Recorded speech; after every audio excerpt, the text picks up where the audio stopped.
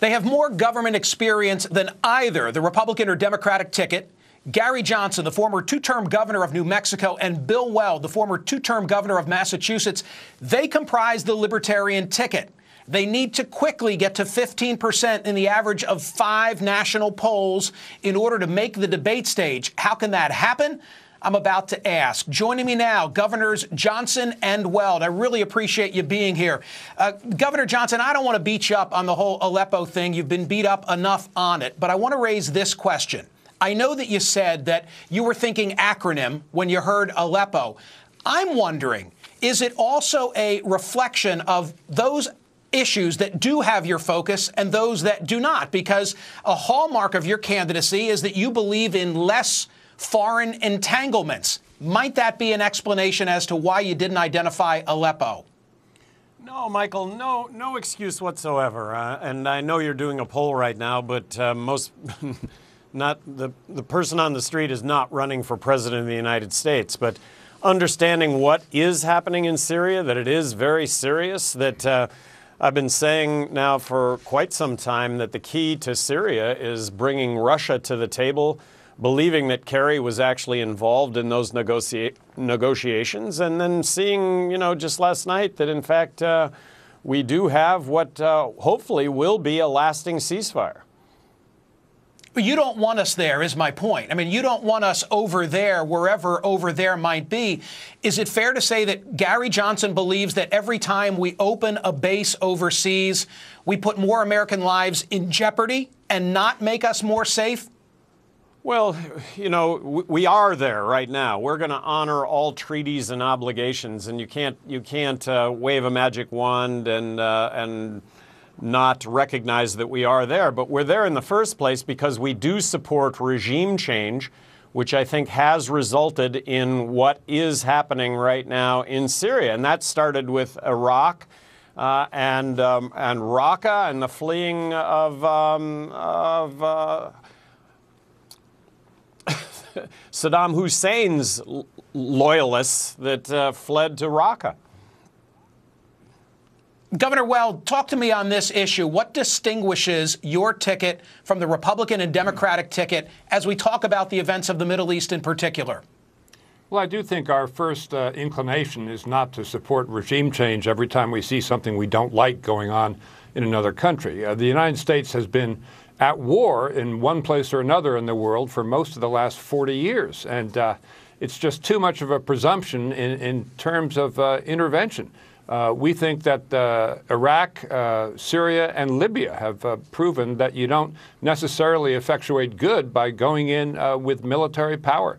In both Libya and Syria, we armed the rebels. The rebels lost, and the arms wound up in the hands of ISIS. That's not helping anything. I mean, I think Governor Johnson, in addition to calling for the ceasefire yesterday, which is very timely advice, has been spot on Syria in saying that the solution has to lie through Russia. That's not to say it's going to be easy, but I really commend Secretary Kerry. He's had one heck of a year between Iran and Syria. Why can't you two fellas close? I want to put up on the screen where you stand in a couple of states relative to your bid for making the debate stage. Put up those numbers from the swing states. It seems to me that your message of fiscal conservatism and social liberalism matches the country. You've got two of the least popular major party candidates who've ever run for the presidency. There you are in North Carolina at 15, Ohio at 14, my home state of Pennsylvania 9, Florida 8. Governor Johnson, wherein lies the deficit of closing the deal? Well, we are closing the deal. We went up nationally, spending a couple of $1 million in 21 states. Nationally, we are up doing advertising. This Washington Post poll this last week that has us at plus 10% in 42 states, plus 15% in 15 states, plus 19% in 5 states. We're now reaching over 50 million on social media. So all of the analytics are ratcheting up. And in my opinion, there's just no question that we are going to get to that 15%. Will that be for the first debate? Maybe, maybe not. But 15% is not something that's a law. The Presidential Debate Commission made up of Democrats and Republicans, and they've arbitrarily set this number. Really, we're supposed to have 21 million supporters as opposed to 18 million. That's a tough call, and it's a tough call that I think falls on 50% of Americans right now that are declaring themselves as independents. You know, Michael, the truth is that if pollsters asked, who do you like, Trump or Johnson or Clinton, we'd be over 20% right now. We'd be between 20 and 30%. But the way they ask the question, they say Trump or Clinton, then they say, oh, one more thing. If you could vote for a third party, would you? So that skews the results massively. They're also doing telephone landline polling, which doesn't pick up the millennials, which is now the largest voting bloc. And Gary is number one among millennials 18 to 24. He's number two among millennials 18 to 34. Those are our people. They're not being reached. They don't answer any telephone, much less a landline.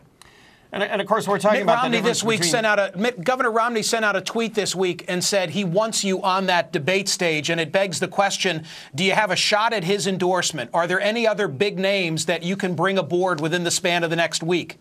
Well, Governor Schwarzenegger of California came out yesterday with a strong statement saying we, by name, should be included in the debates. And I wouldn't be surprised to see a few more governors hop on. It's very easy to say we should be included in the debates when 76% of the people in the United States say they want us in the debates. And the truth is the commission can do anything it wants to do. It's not graven in stone, this 15% figure. And if they put us in the debates, nobody could complain. Nobody would have standing to complain. So they shouldn't be fearful. We are the only two candidates on the ballot and only two third-party candidates on the ballot in all 50 states, which I think speaks volumes to what it is that we're doing. Governors, before you go, let's check in on this poll among my viewers, see what they're saying about whether they would have known. It demands the honesty test here. The answer to the Aleppo question, where are we right now? Put it up on the screen. 50, well, look at the flux. It's roughly 55-45, but it's an intelligent audience. What can I tell you, General? And thank you for being here. I appreciate it. Thank you, Michael. Thank you. Governors Johnson and Weld. I hope they make it. I think they would add an independent perspective to that debate stage.